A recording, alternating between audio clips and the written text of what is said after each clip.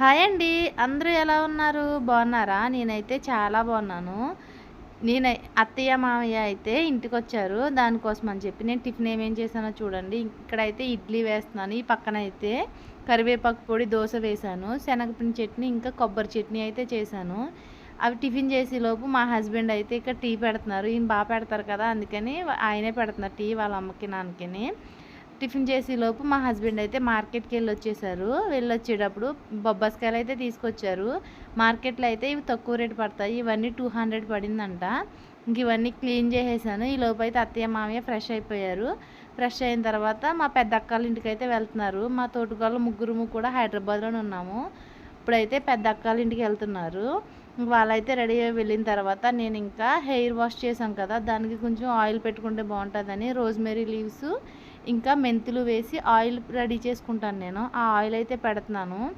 ఇలాగ తలకి కాస్త మసాజ్ చేసుకోకపోతే హెయిర్ మొత్తం లాస్ అయిపోతుందండి. హైదరాబాద్ వచ్చిన తర్వాత వాటర్ పడకపోయేమో కానీ జుట్టు మొత్తం ఊడిపోయింది. అసలు ఎంత ఎంత దారుణంగా ఊడిపోతుందో.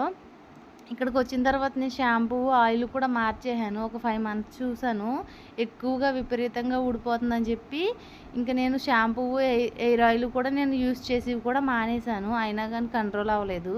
ఇంకేం చేస్తాను, తప్పదు కదా. ఎంత జుట్టు ఉండేదో మొత్తం ఊడిపోయింది. ఇంక తర్వాత ఇంకా ఎక్కడోళ్ళు అక్కడికి వెళ్ళిపోయారు కదా, పిల్లలు అయితే చదువుకుంటున్నారు. ఇంక నేను ఇంకా ఇల్లంతా చిరాగ్గా ఉంది. ముందైతే మిషన్లో బట్టలు వేసేసి ఇంక తర్వాత ఈ బెడ్షీట్లు అవి క్లీన్ చేసుకోవాలి. క్లీన్ చేసుకున్న తర్వాత వంట పని అయితే స్టార్ట్ చేయాలి. ఇక్కడేమో పిల్లలు ఆడుకుంటున్నారు. ఈ పప్పాయస్ అయితే క్లీన్ చేసేసాను. క్లీన్ చేసి పక్కన పెట్టేసాను. అవి ట్రైల్లో వేసి, అంటే పండినవన్నీ ఓ పక్కన, పండనవన్నీ ఓ పక్కన. ఇంకా సామాన్లు అవి టిఫిన్ చేసినవి అవి కడుక్కోవాలి. నిన్న స్మార్ట్ మార్ట్కి వెళ్ళినప్పుడు ఈ లేసు బై 1 గెట్ 1లో ఉంటే, అంటే రెండు కలిపి 50 రూపీస్. మామూలుగా సింగిల్ది అయితే 50 కదా, రెండు కలిపి 50 రూపీసు. ఇంకెళ్ళు ఎప్పటి నుంచో అడుగుతున్నారు. అంత తొందరగా నేను లేస్ ప్యాకెట్ అయితే కొన్నాను. ఇంక సర్లే ఈడు ఎప్పటి నుంచో అడుగుతున్నాడు మా చిన్నోడు అని చెప్పి తీసుకున్నాను. ఇంకా కర్రీకి వచ్చేసి అత్తయ్య, మామయ్య వచ్చారు కదా, వాళ్ళు తెచ్చిన సందువై చేపనైతే కర్రీ చేశాను. ఇది ఇగురు వండుకోవాలి. షార్ట్ వీడియో కూడా పోస్ట్ చేస్తాను ఎలా వండుకోవాలనేది. ఇంకా మా హస్బెండ్కి ఫోన్ చేస్తే ఆయన వచ్చేసారు. ఇంకా అందరము కలిపి ఇంకా లంచ్ అయితే చేసేసాము. ఈ చేప ఇగురు వండుకోవాలి. అందులోకి ఈ చేపలో ముళ్ళు కూడా చాలా స్మూత్గా ఉంటుంది. అసలు ముళ్ళు అనేది తెలియదు. ఇంకా ముళ్ళు కూడా నవ్వులేయచ్చు అనమాట, అంత మెత్తగా ఉంటుంది. చాలా బాగుంటుంది కర్రీ కూడా. చికెన్ కర్రీలా ఉంటుంది ఇది. కాకపోతే ఎక్కువగా మసాలాలు ఏమి వేసుకోకుండా సింపుల్గా అల్లం వెల్లుల్లి పేస్ట్ మాత్రమే వేసి వండుకోవాలి. మ్యాక్సిమం మీరందరూ కూడా సీ ఫుడ్ వైపే ఉండండి. సీ ఫుడ్ తినడానికే ట్రై చేయండి. ఇక్కడైతే మేమందరము తింటున్నాం అనమాట మా హస్బెండ్ వచ్చిన తర్వాత.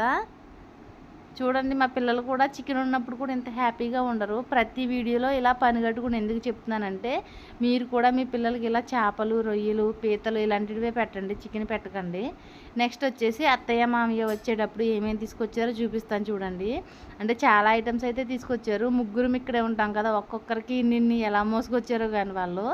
ఈ చేపలు వచ్చేసి తుల్లులు, ఇంకా కట్టుపరుగులు, ఆ పెద్ద ముక్కలుగా కనిపిస్తున్నాయి కదా, అవైతేనేమో సందువాయ. అది కేజీ 800 ఎంతో పడిందంట. అందరికీ 2 కేజీస్ చెప్పి తీసుకొచ్చారు.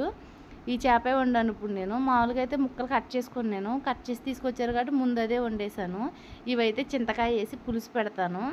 ఇంకా ఇవి మార్కెట్లోని చెకోడీలు ఆ టైపు ఉంటాయి, మిక్చర్ టైపు, అవి తీసుకొచ్చారు. ఇంకా కారము, ఇదైతే పచ్చడిలో కలుపుకునే కారం అనమాట, మిక్స్ చేసి తీసుకొచ్చారు. ఇవి మా చెట్టుకి కాసిన చింతకాయలు.